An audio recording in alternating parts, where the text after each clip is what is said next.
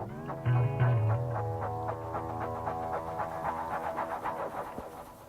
BookTube, I'm here with the What I Read in High School tag. This was started by Britt, and I'll link her channel down below. Go check her out. 1. Fond memories.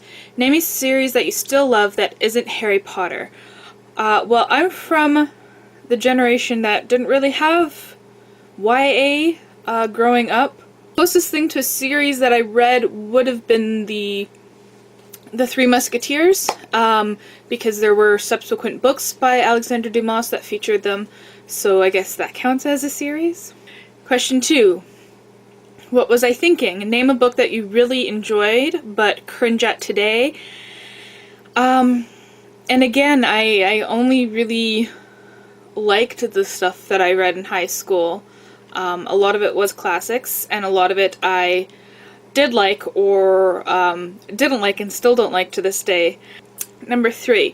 This is thriller. Name a thriller you read in high school. If you can't, do the thriller dance.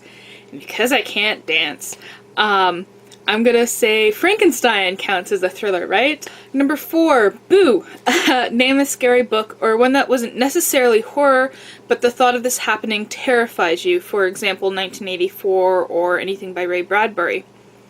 I'm gonna have to go with, however terrifying 1984 is, Brave New World is even more terrifying to me, in that our pursuit of pleasure leads to apathy.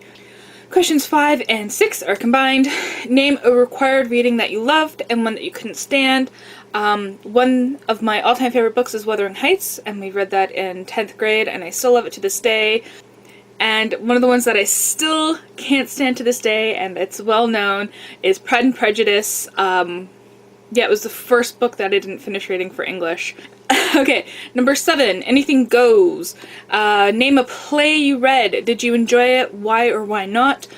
I'm gonna go with a different play, and that's gonna be Zoo Story by Edward Albee. And this was in the 12th grade, and it was the perfect book because it was about bursting your bubble. It's a story of a man who's telling another man that he went to the zoo today. And I won't say any more than that because it will spoil it. It's all about questioning authority and morality and tradition and being a rebel, and it's just not about rebelling against your parents, but against the world, and, you know, even challenging the traditional notion of being a rebel. So it's really, really good play. 8. From book to film, name a book that also became a film after, and I got a little story here. Hamlet has been made multiple times. My friend and I was 11th grade. We were in class, and our teacher was gonna show the Mel Gibson Hamlet, and my friend and I looked at each other and no. So we asked if we could go out into the hallway to work on our essays, and normally kids would be like, oh, that's a chance to skip, but we were actually nerds, so we actually did work on our essays in the hallway instead of watching the film. So yeah, I guess Hamlet is my answer for that one in a roundabout way. Number 9, Bad Breakup, a romance novel that made you cringe. I didn't really read any romance, but I guess I'll have to go with Pride and Prejudice because it does have a romance element to it. Extra credit, add these books to your future TBRs, or some of them. Now, I'm not a big rereader. Occasionally, I will reread Lord of the Flies, which wasn't an answer to any of these questions now that I think about it, but it is one of my all-time favorite books, and one that I do actually reread occasionally. Shout out one or more of your teachers that you felt had an impact on who you are today, and I gotta list this long, but I'll say a few. Mrs. Vella, she was my grade 10 religion teacher. I went to a Catholic high school. She really encouraged me to pursue social justice, she kind of like understood, embraced, and like encouraged my rebellion.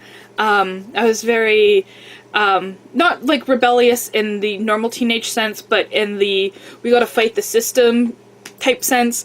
And she really taught me a different perspective on Jesus that I carry with me to this day, because as I said, I went to a Catholic school, but she actually taught me about Jesus as a human being and about his flaws and everything, and that really stuck with me, and it was really cool. Critical thinking, yeah. And then there's the 3 R's in the English department that I had to shout out. Mr. Rudeman, Mr. Rice, and Mr. Rogan.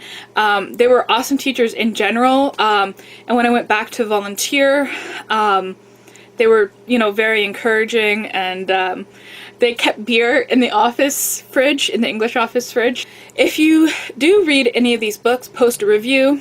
Did your opinions change at all? I might do a review of Lord of the Flies, but I do have reviews of Pride and Prejudice and Brave New World and 1984, which are all 3 books that I've read in high school, so I'll link those in the description bar down below. Okay, thank you, Britt, for making this tag, and I'll talk to you guys later.